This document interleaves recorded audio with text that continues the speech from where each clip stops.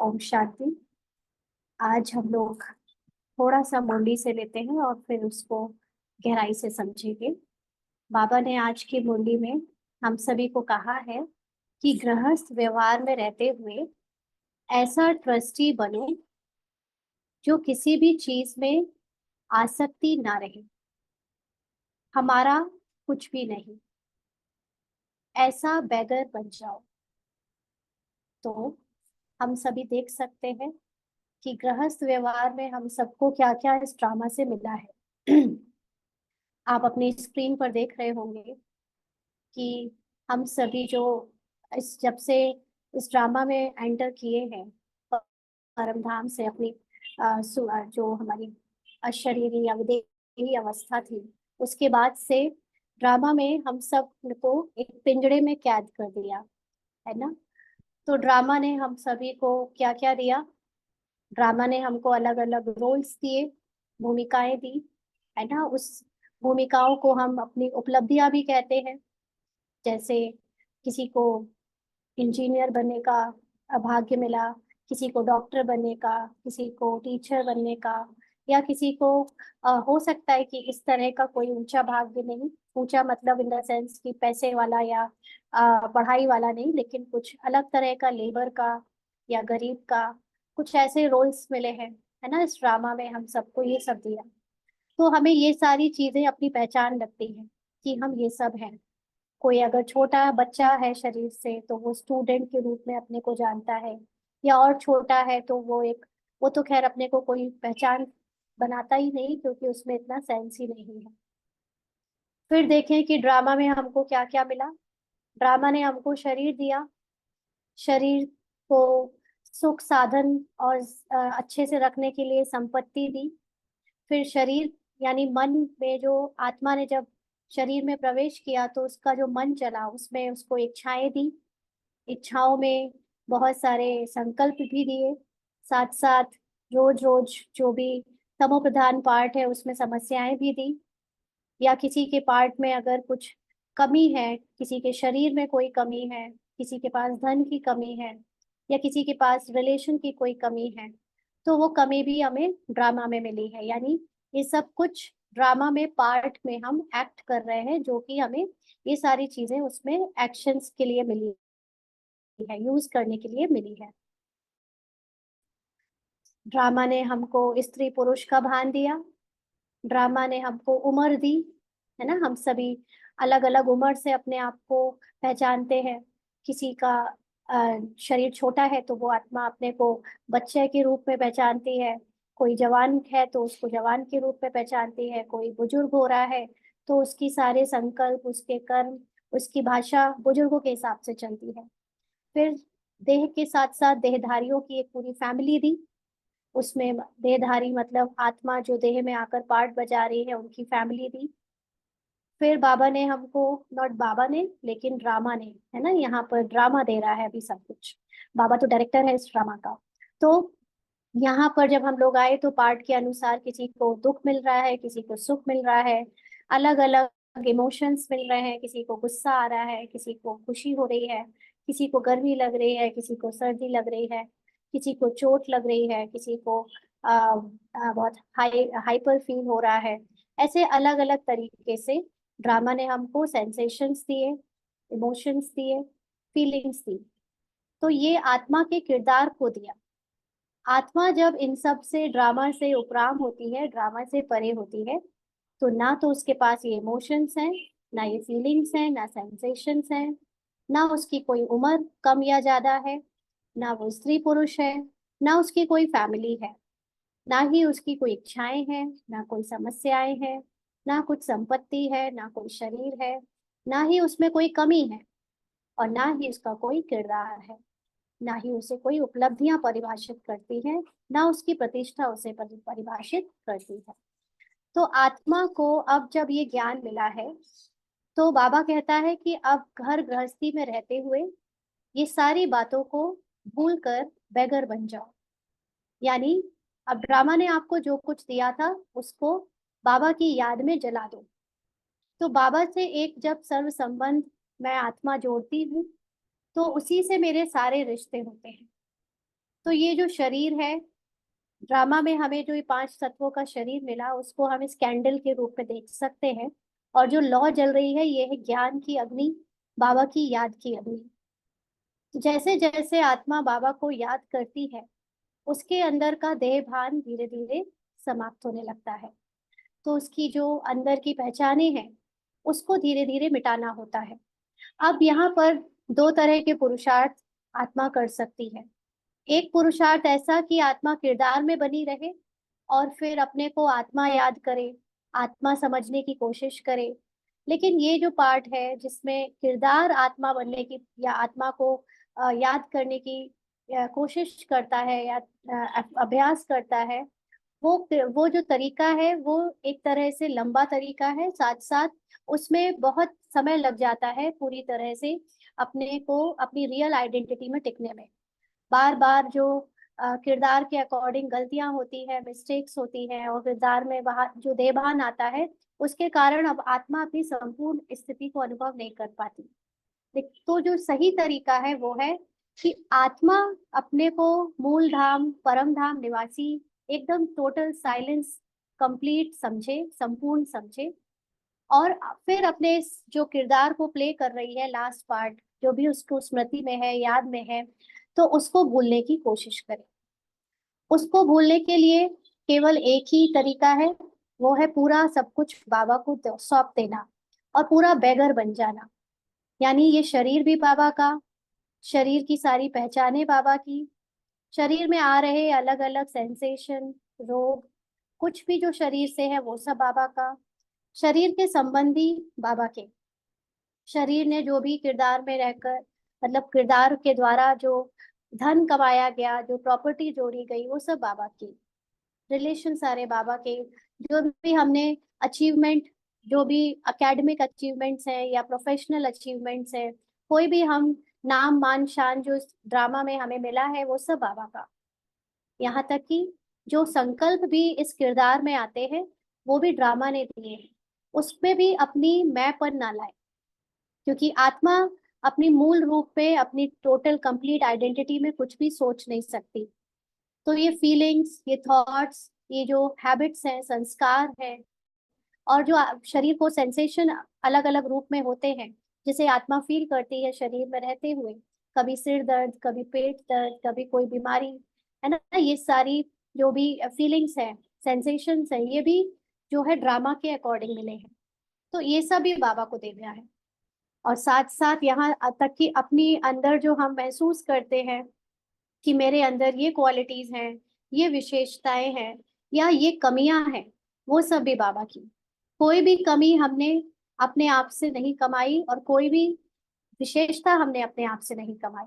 ये सब कुछ ड्रामा में हमारे किरदार को अकॉर्डिंग टू डायरेक्टर जो भी उसको ठीक लगा होगा, उसके अकॉर्डिंग हम सबको मिली है। तो किसी से भी अपनी पहचान ना बनाए कि हमने ये कमाया, या हमारी ये विशेषता है, या हमारी ये कमी है। हर एक आत्मा किरदार में जब आती है तो वो इम्पोर्टेंट है, उसका रोल इम्पोर्टेंट है। क्योंकि कोई भी एक्शन, कोई भी मूवी होती है, उसमें जितने भी एक्टर्स होते हैं, वो सारे जो भी एक्ट कर रहे हैं, हर एक का पार्ट अपना अपना होता है। और उस मूवी को हिट बनाने के लिए छोटे से छोटे एक्टर का भी उतना ही सहयोग है जितना बड़े से बड़े एक्टर का है। तो इसलिए कोई भी पार्ट प्लेयर जो भी छोटा रोल प्ले कर रहा है, चाहे भिखारी का कर रहा है, चाहे राजा का कर रहा है, कोई भी कम नहीं है, सबकी अपनी अपनी इम्पोर्टेंस है। इसलिए हम ना तो अपने पार्ट को, ना ही दूसरों के पार्ट को कम या ज्यादा रूप में आंकें।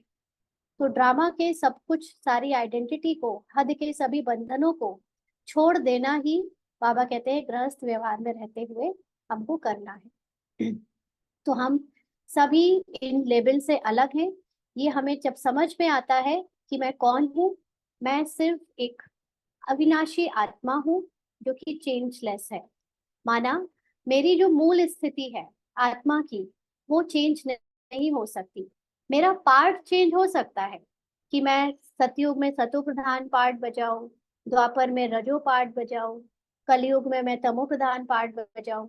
लेकिन बजाने वाली जो आत्मा है वो ओरिजिनली कभी भी परिवर्तनशील नहीं है, या कभी भी चेंज नहीं हो सकती। उसकी मूल गुण, उसकी स्थिति हमेशा सेम है, सतो प्रधान है।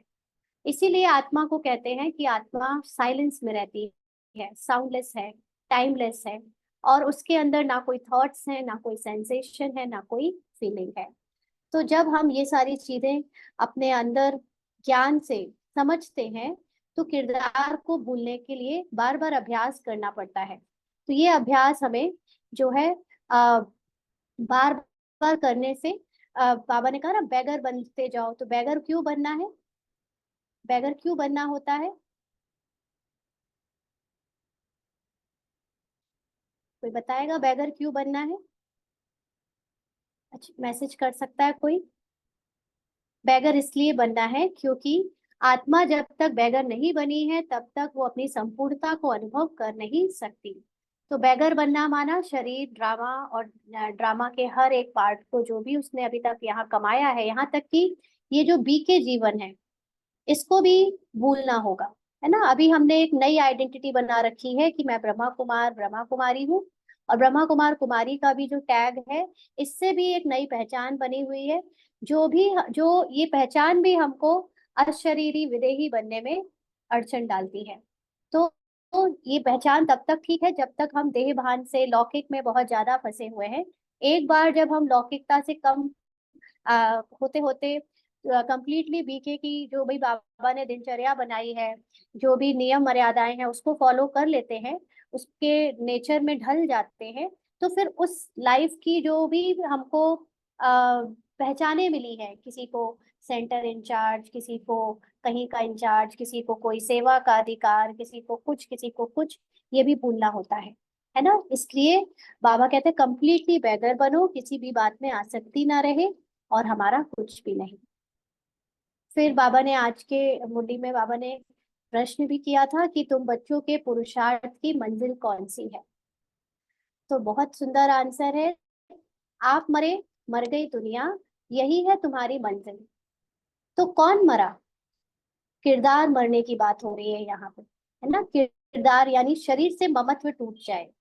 तो यहाँ पर हम सब के अंदर जो भी आत्मा के अंदर यानी जो किरदार चल रहा है, जो ये पार्ट प्ले कर रही है, उसमें उसको अलग अलग पहचाने मिली है, उससे मरना होगा। और तभी हम जो है इस दुनिया से पूरी तरह डिटैच हो सकते हैं।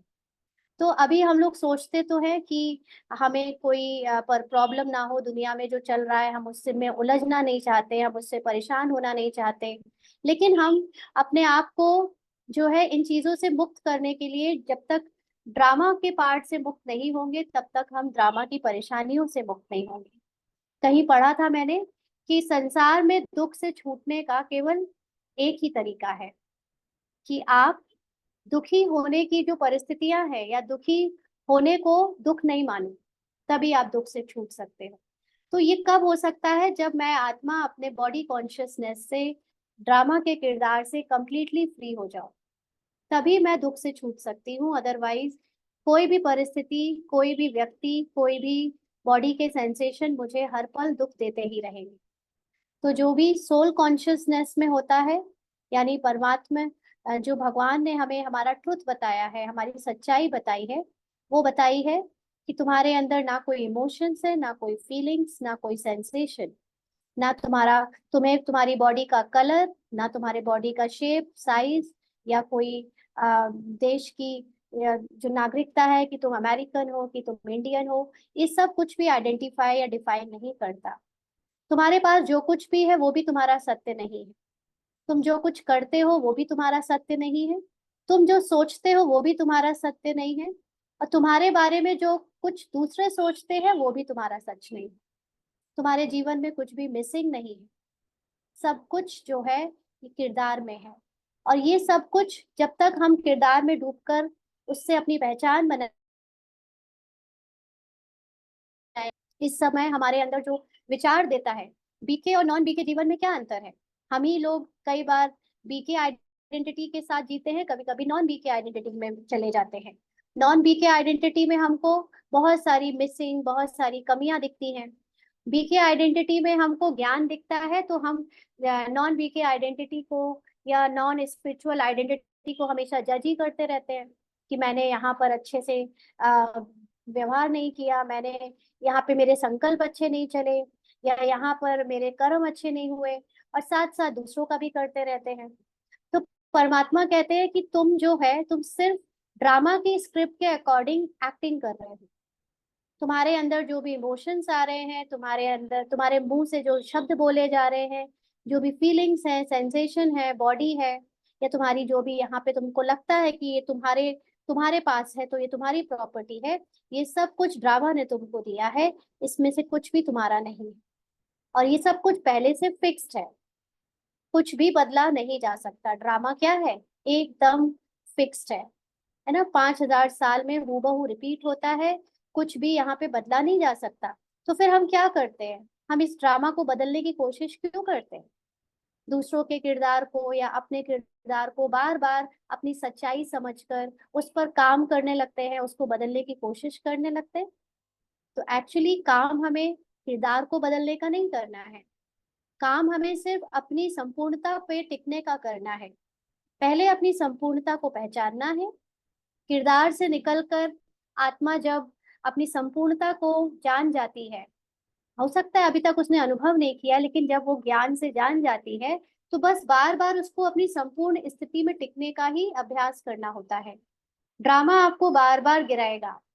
ड्रामा में सीन जो आएंगे, जो भी आपका पार्ट चलेगा वो बार बार इनकम्प्लीट चलेगा। मतलब वो आपको फील कराएगा कि आप में बहुत कमियां हैं, आप में बहुत सारे अभी पुरुषार्थ करने के लिए बहुत कुछ है। लेकिन मैं आत्मा अगर वही पार्ट अपना बार बार देखती रहूंगी और उससे दिल शिकस्त होती रहूंगी, या बार बार उसको अपनी सच्चाई मानकर पुरुषार्थ में हारने लगूंगी, तो फिर मैं अपनी संपूर्णता को फील नहीं कर सकती। इसलिए बाबा कहता है कि आप मरे, मर गई दुनिया। माना आपने जैसे ही अपने किरदार को मार दिया, आपके लिए पूरी दुनिया ही मर गई। फिर वो किरदार किरदार को से मिले सेंसेशन, फीलिंग, बोल या संकल्प कुछ भी आपके नहीं है। बाबा ने कहा है ना कि कभी भी अपने जो पास्ट में बीत चुका है उसको कभी भी याद नहीं करो, है ना। क्योंकि वो आपका सत्य नहीं है। वो किरदार में था, किरदार में प्ले हुआ और हो चुका। यहाँ तक कि प्रेजेंट में भी अगर अभी कुछ ऐसा हो रहा है जो मैं साक्षी होकर देख रही हूँ कि ये मुझे करना अच्छा नहीं लगता, शोभा नहीं देता एक बी के जीवन में आने के बाद, तो भी उसको मुझे देखते हुए साक्षी होकर अपनी उससे पहचान नहीं बनानी है। ना जैसे प्रेजेंट में अगर मैं रूपाली वार्ड को देखूं, तो रूपाली के पार्ट में किरदार में ऐसा सीन अभी चल रहा है कुछ दिनों से, जैसे उसका कुछ ऐसा पार्ट आ रहा है जो बी के रूपाली को पसंद नहीं आ रहा है ना, ज्ञानवान रूपाली को पसंद नहीं आ रहा, लेकिन फिर भी वो मजबूर हो जाती है उसको वो पार्ट प्ले करने में। तो फिर बाबा तो अभी तक बी के रूपाली बेचैन होती है बार बार कि क्यों ऐसा चल रहा है, जिसको हम व्यर्थ संकल्प कहते हैं ना। बार बार ये व्यर्थ संकल्प आते हैं कि ये क्यों मैं सोच रही हूँ ऐसा, या क्यों कर रही हूँ, या क्यों बोल रही हूँ ऐसा। तब आत्मा को अपनी संपूर्णता की याद आती है, तो बीके रूपाली अपना बीके वाला पन भी भूल जाती है, ये ज्ञान का दिमाग भी किनारे देती है। तब बाबा के पास के जैसे बनकर बैठ जाती है। फिर बाबा से कहती है कि बाबा मैं तो आपके जैसी हूँ ना, मैं तो संपूर्ण हूँ ना। तो फिर ये जो पार्ट में जो कमियां आ रही हैं, जो चीजें चल रही हैं, वो मुझे परेशान कर रही है, मुझे मतलब बीके के ज्ञानवान पार्ट को परेशान कर रही है। आत्मा को तो कोई परेशान नहीं कर सकता। आत्मा जब तक अपने मूल आइडेंटिटी में अगर टिकी हुई है वो परेशान नहीं हो सकती, लेकिन आत्मा जब किरदार से अपनी पहचान बना लेती है तो वो परेशान होने लगती है। तो क्या हुआ कि आत्मा यानी रूपाली के किरदार को देखते हुए आत्मा ने जब कभी कभी अपनी पहचान में वापस आ जाती है, उस तमो प्रधान पहचान में, तो परेशान होने लगती है। तब यही अभ्यास करना होता है कि बाबा वो मैं नहीं, वो जो कुछ भी पार्ट चल रहा है उसमें उसके द्वारा कुछ बोलना या करना या सोचना, वो मुझ आत्मा का सत्य नहीं है। मैं तो एकदम आपके समान एकदम साइलेंट हूँ, लवफुल हूँ, एकदम प्योर हूँ, पवित्र हूँ, और सभी के लिए सेम भावनाएं रखती हूँ, शुभ भावनाएं रखती हूँ। और मुझे ड्रामा के पार्ट में जो भी दिख रहा है इस समय साक्षी होकर, अपना पार्ट या दूसरों का पार्ट, वो सब कुछ सत्य नहीं है। तो इसको कहते हैं सहन करना, है ना। अपने ही पार्ट को या दूसरों के पार्ट को देखते हुए भी, जो कि एक ज्ञान की दृष्टि से देखा जाए तो उतना अच्छा नहीं है, लेकिन फिर भी देखते हुए अपनी संपूर्ण अवस्था में टिक जाना और उस पार्ट को साक्षी होकर देखना, इसको आप सहन करना भी कह सकते हो। तो आप आपको बार बार यही अभ्यास करना होता है कि मैं तो मर चुकी, रूपाली मर चुकी है, रूपाली के किरदार में जो कुछ भी हो रहा है अब उससे मुझे कोई लेना देना नहीं है। माना आत्मा को कोई लेना देना नहीं है, क्योंकि बाबा कहता है कि मैं तो एकदम संपूर्ण उसकी तरह हूँ। तो बाबा हमको किस दृष्टि से देखता है? तो बाबा हमको कैसे देखता है? बाबा देखता है फुल ऑफ विस्डम, है ना। मैं आत्मा पूरी तरह से ज्ञानवान हूँ, पूरी तरह से पवित्र हूँ, लवफुल हूँ, शांति से भरपूर हूँ, खुशी से भरपूर हूँ, शक्तिशाली हूँ, परम आनंद में रहती हूँ। तो ये मेरे अनादि गुण हैं। तो मैं आत्मा जब अपने अनादि गुणों का चिंतन करने लगती हूँ, तो ड्रामा के किरदार में जो मान अपमान, जैसे किरदार को अगर अपमान चाहिए किसी से, सॉरी कहीं पे अपमान फील हो रहा है और बार बार उसको लगता है कि ये आत्मा मेरा बार बार अपमान करती है, मुझे तो मान चाहिए, है ना। तो ये किसको चाहिए? किरदार को चाहिए। आत्मा तो मान अपमान से परे है, उसको ना किसी से किसी की अपनी निंदा चाहिए, ना स्तुति चाहिए, उसको कोई फर्क ही नहीं पड़ता, चाहिए वजह से तो बात है ही नहीं। वो तो सब चीज ये है, उसको तो सेंस ही नहीं है कि ये सब होता क्या है। तो सिर्फ उसी विदेही अवस्था में बार बार टिकना, उसी को कहते हैं मर मर जाना ना। तो ये सारे यहाँ के दुनिया के और किरदार के और ड्रामा के यश अपयश के सीन, गर्मी सर्दी दुख सुख निंदा स्तुति मान अपमान के सीन को बार बार अलग करना अपने आप से, उसको कहते हैं मर जाना। तो आत्मा को ये सदा याद रखना है कि मैं अपने जो किरदार के जो शारीरिक लेबल्स हैं उससे अलग हूँ, और जो मेरी सच्चाई है वो बिल्कुल कैसी है? मेरे पिता की तरह, बाबा की तरह है। और मैं एकदम हूबहू उसी के डीएनए से बनी हूँ। जो बाबा के गुण वो मेरे गुण, जो बाबा की शक्तियां वो मेरी शक्तियां, जो बाबा की नजरिया वो मेरा नजरिया, जो बाबा की दृष्टि वो मेरी दृष्टि। तो बाबा की दृष्टि से ही अपने को और औरों को देखना ही साक्षी दृष्टा कहलाता है ना। तो आत्मा जो है जब संसार की सारी आत्माओं को एक उनके मूल रूप में, उनके ओरिजिनल रूप में साक्षी होकर देखती है, भले ही वो किरदार में कितना भी अनजस्टिस कर रहे हैं, किरदार में कितना भी उथल पुथल मची है, गलत भी हो रहा है, कहीं कुछ भी हो रहा है, लेकिन आत्मा जब अपनी मूल रूप में स्थित होकर संसार की आत्माओं को देखती है, तो फिर वो भी एकदम अपने बाबा की तरह, अपने पिता की तरह अपनी संपूर्ण अवस्था को अनुभव करने लगती है। तो ये जो था पार्ट, ये बाबा की आज की मुरली से, कि बाबा ने कहा कि अब तुम्हें कौन से पुरुषार्थ की मंजिल को पाना है? एकदम मर जाना, हर चीज से मर जाना, है ना। शरीर से ममत्व टूट जाए, ऐसा बैगर बनो जो कुछ भी याद ना आए, आत्मा अशरीरी बन जाए, बस हमको वापस जाना है। एक यही रट लगी रहे, बस हमको वापस जाना है ना। समेटना शुरू कर दें हम यहाँ पर। जैसे अभी हमको पार्ट में मधुबन जाना है 2 दिन के बाद, तो क्या हो रहा है कि घर में जितनी सब्जियां रखी हैं उसको खत्म करना शुरू कर दिया। जो भी सामान सड़ने वाला खराब होने वाला रखा है उसको यूज करके खत्म करना या किसी को देना शुरू कर दिया है ना। हर चीज समेटने लगे हैं कि अभी तो 2 दिन बाद जाना है, तो अब कुछ भी फैलाना नहीं, नया घर में कुछ लाना नहीं। तो ऐसे ही संसार में अब बहुत समय रह लिए, बहुत समय अलग अलग देह में अलग अलग पार्ट बजा बजा लिए, किरदार निभा लिए। अब पता चल चुका है हमको कि ये हमारा आखिरी शरीर है, और इस आखिरी शरीर में भी जो बचे हुए हिसाब किताब है उन्हीं को बस सेटल करने के लिए शरीर में आना है। शरीर में आना मतलब शरीर के भान में आना। अदरवाइज उनको प्ले करने के साथ साथ अब नए कोई भी हिसाब किताब नहीं बनाने हैं। नए शरीर के रिश्ते बनाना, नए शरीर की संपत्ति जो, मतलब शरीर के लिए जो भी जाल में फंसने वाली चीजें हैं, उनसे अपने आप को अब अलग करते जाना है। तो बस यही एक रट लगी रहे कि हमको अब जाना है, वापस जाना है। तो ऐसा पुरुषार्थ करने वाले बैगर से प्रिंस बन जाते हैं। यानी जब वो अपना सब कुछ यहाँ अर्पण कर देते हैं तो उनको वापस बाबा से सब कुछ मिल जाता है, पदम गुणा होकर एकदम रिफाइन और प्योरेस्ट फॉर्म में। तो हम बच्चे ही फकीर से अमीर बनते हैं, और अमीर से फिर फकीर बनते हैं, क्योंकि बाकी की आत्माएं इतना अमीर वाला पार्ट प्ले नहीं करती है। वो जब आती हैं तो उनका बहुत सौ पार्ट रहता है, लेकिन हमारे जितना अमीर पार्ट किसी ने प्ले नहीं किया है, क्योंकि सतो प्रधान आत्माओं को सबसे ज्यादा अमीरी मिलती है। तो जब सत्व प्रधान आत्माओं का मतलब ये नहीं कि कोई भी आत्मा, क्योंकि वैसे तो हर आत्मा चाहे कलयुग में भी उतरे तो पहला पार्ट उसका सत्व प्रधान ही होता है, लेकिन यहाँ पर थोड़ी देर के लिए उसका सत्व प्रधान रहता है। हमारा पूरा 21 जन्म तक, सतयुग तक, त्रेता युग तक जो है सत्व पार्ट रहा है। तो इसलिए हमारी अमीरी उनके सामने बहुत ज्यादा है। तो हमें हमारे ही पार्ट में हम अमीर भी बने, हम आत्माओं ने अमीर का पार्ट भी प्ले किया, फिर फकीर का पार्ट भी प्ले कर रहे हैं। और जब बाबा ने कहा तुम अमीर बन जाते हो पूरी तरह, तो एक भी गरीब नहीं होता है। तो बाबा ने आज ये सारी बातें कही।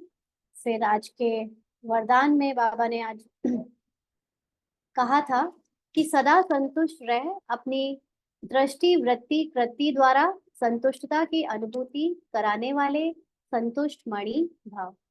तो जब अब हमको ड्रामा का पार्ट पता चल गया है कि ड्रामा में हर एक आत्मा सतो प्रधान है, यानी ओरिजिनली उसके अंदर जो गुण हैं वो कंप्लीट हैं, वो भी बाप समान है, लेकिन किरदार में आकर नीचे उसको अलग अलग पार्ट प्ले करना पड़ता है।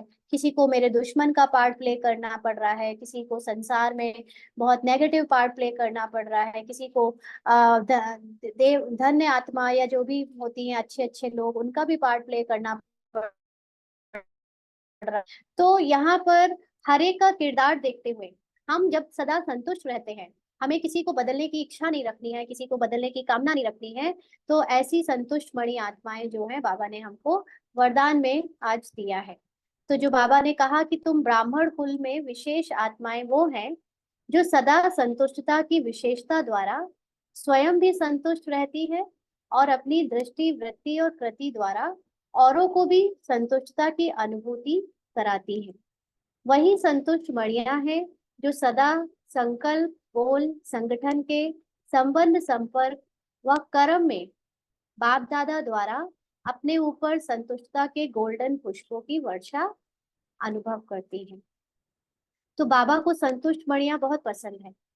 संतुष्ट मणियां का मतलब है ऐसी आत्माएं जो ड्रामा के सत्य को जानती हैं, आत्माओं को उनके अनादि और अनादि रूप में देखती हैं, फिर संसार में जो कुछ भी चल रहा है, जो कुछ भी सीन आ रहे हैं, उसको देखते हुए भी वो सत्य नहीं भूलती हैं और वो सदा संतुष्ट रहती है। कभी किसी से कोई कंप्लेन नहीं करती, कभी किसी के पार्ट को बदलने के लिए एफर्ट्स नहीं मारती, सदा अपने ही अंदर पुरुषार्थ में, अंतर्मुखता में जाकर अपने आप को राजी रखने का ही पुरुषार्थ करती है। तो उनके बोल से, उनके संकल्पों से, जो संगठन में जो भी संबंध संपर्क में आत्माएं आती हैं, वो भी संतुष्टता को अनुभव करने लगती हैं। तो ऐसी आत्माएं जो खुद भी संतुष्ट रहे और औरों को भी संतुष्ट अनुभव कराए, वो बाबा की बहुत फेवरेट आत्माएं हैं।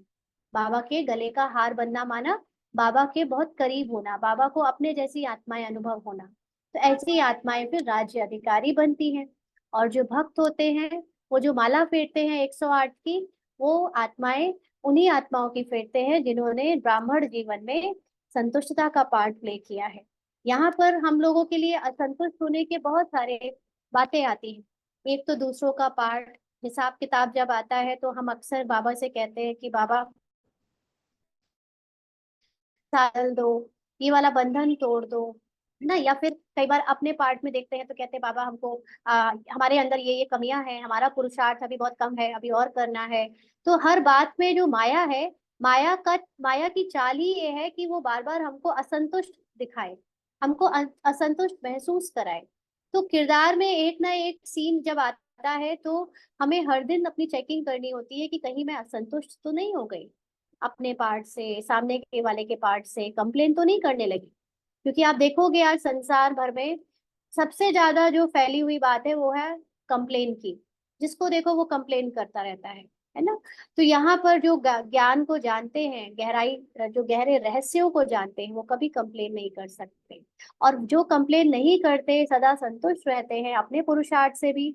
अपने पुरुषार्थ का मतलब ये नहीं है कि आप पुरुषार्थ नहीं कर रहे हो और तब भी संतुष्ट रहो, लेकिन जितना कर पा रहे हो ड्रामा अनुसार उसको ज्ञान से जानते हो कि मेरा पार्ट इतना है ना। और उसके बाद इसमें अलबेला भी नहीं हो जाना है कि मेरा तो है ही इतना पार्ट, अलबेला नहीं होना है, लेकिन उस सेकंड प्रेजेंट में संतुष्ट होकर आगे का पुरुषार्थ प्लान करना, या आगे का पुरुषार्थ जो है मेहनत तो नहीं करनी होती है बाबा के ज्ञान में पुरुषार्थ की, लेकिन बस अटेंशन देना। यहाँ अटेंशन देने की ही मेहनत है और कोई मेहनत नहीं है। तो इसलिए बाबा हमको हमेशा संतुष्ट मणि रहने का वरदान देते हैं। और फिर बाबा ने स्लोगन दिया कि नेगेटिव और वेस्ट को समाप्त कर मेहनत मुक्त बनो।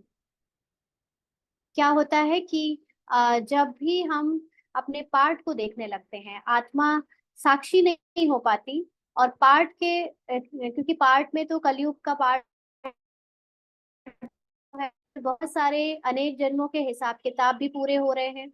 और वेस्ट यानी कि जो हो रहे हैं उसको स्वीकार नहीं कर पाते, जो कर्म भोग आते हैं उनको स्वीकार नहीं कर पाते, तो वेस्ट चलाते हैं, क्यों आया, कैसे आया, कब तक रहेगा, है ना। तो ये दोनों ही बातें जो हैं वो हमको बाबा की याद में टिकने नहीं देती।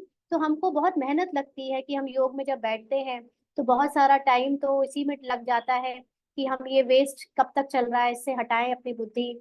पता चला 1 घंटा बैठे हैं तो 20-25 मिनट तो नेगेटिव और वेस्ट को खत्म करने में लग गया, फिर जाके थोड़ा सा बाबा की याद आई और फिर कुछ और हिसाब किताब आ गया, है ना। तो इसलिए नेगेटिव और वेस्ट को समाप्त करना मतलब अपने आप को साक्षी होकर देखना कि ये जो पार्ट चल रहा है इसको चलने दे, इससे आप इसको रेजिस्ट नहीं करो, इसका विरोध नहीं करो।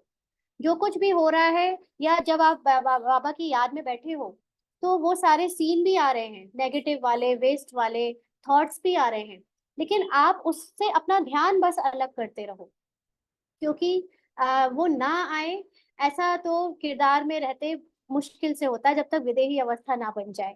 तो लेकिन हमें अभ्यास इतना करना है कि जितना भी नेगेटिव या वेस्ट आता है उसको हम अपनी सच्चाई या अपना पहचान उससे ना बनाए, और उससे अपना ध्यान अलग कर दे कि वो मैं नहीं हूँ। जो चल रहा है उसको अलग करे। मैं आत्मा सदा साइलेंस में हूँ, बाबा के साथ बैठी हूँ और कोई संकल्प नहीं है मेरे अंदर इस समय।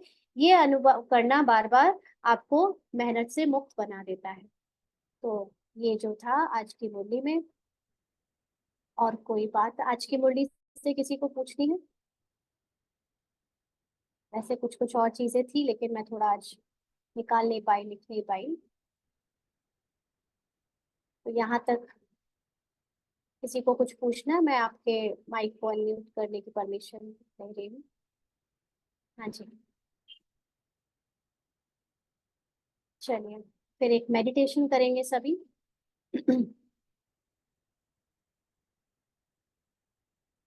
सभी अपने आप को आत्मिक स्थिति में केंद्रित करेंगे पहले।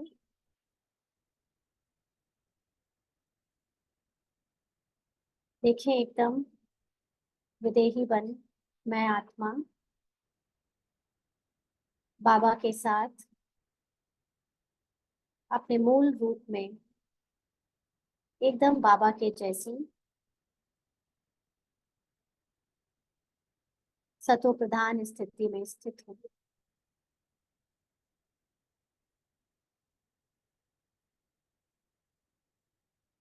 मैं आत्मा गुण और शक्तियों से भरपूर हूँ।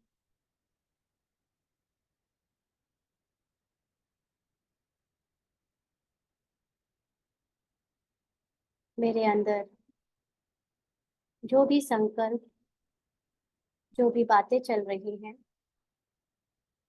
उसको साक्षी होकर देख रही हूँ।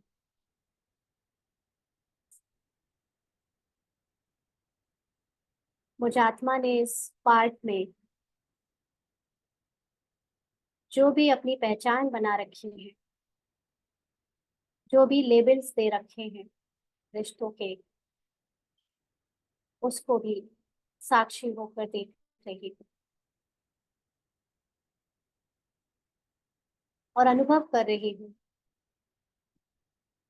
कि तमो प्रधानता का बचा हुआ पार्ट, जिसमें अनेक हिसाब किताब, अनेक कर्म भोग, अनेक शरीर की पहचाने,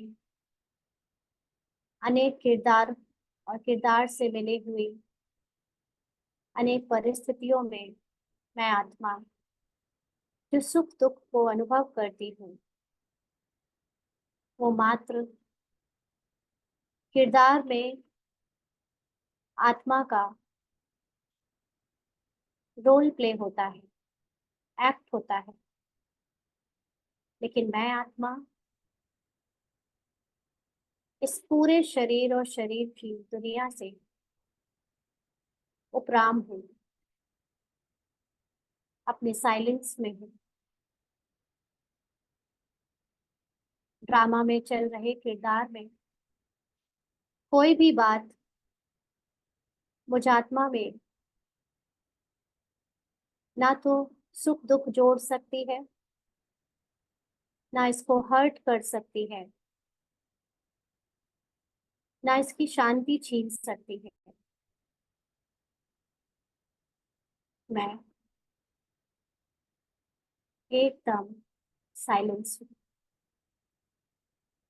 शांति मेरा स्वधर्म है। मैं संकल्पों से मुक्त हूँ, किसी भी तरह के सेंसेशन से मुक्त हूँ। जब शरीर में कोई भी सेंसेशन कर्म भोग के रूप में, दर्द के रूप में अनुभव होते हैं, तो मैं आत्मा अपने को याद दिलाती हूँ कि ये केवल ड्रामा में एक एक्ट करने के लिए सीन आया है। इसमें कुछ भी सच्चाई नहीं, क्योंकि मुझ आत्मा को कभी कोई बीमारी हो ही नहीं सकती। मैं तो सदा निरोगी और स्वस्थ हूँ। जब भी ड्रामा में कोई दुख का पार्ट आता है, ईर्ष्या द्वेष का पार्ट आता है,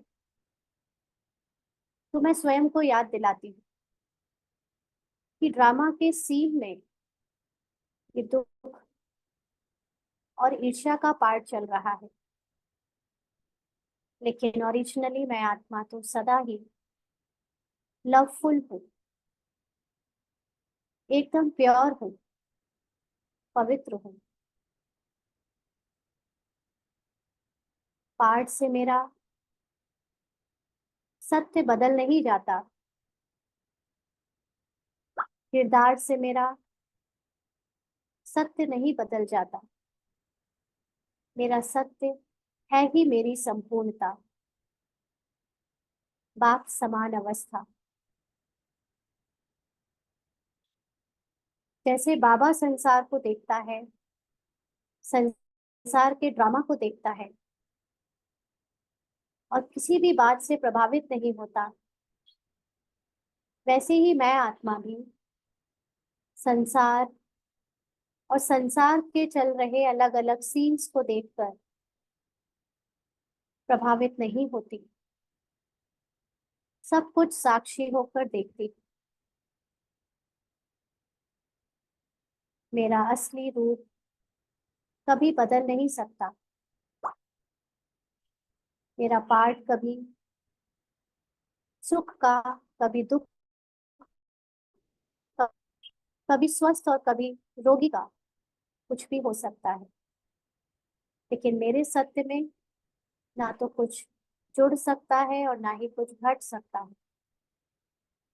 मैं हूं ही बाप समान संपूर्ण आत्मा।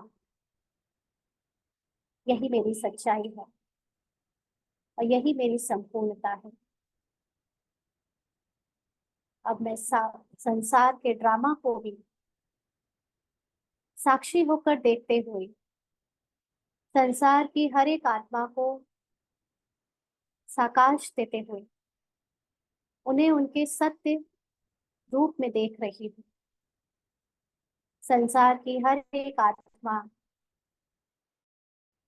अपनी परम अवस्था में, अपने मूल रूप में, अपने अनादि अवस्था में मेरे ही जैसी संपूर्ण है, सतो प्रधान है।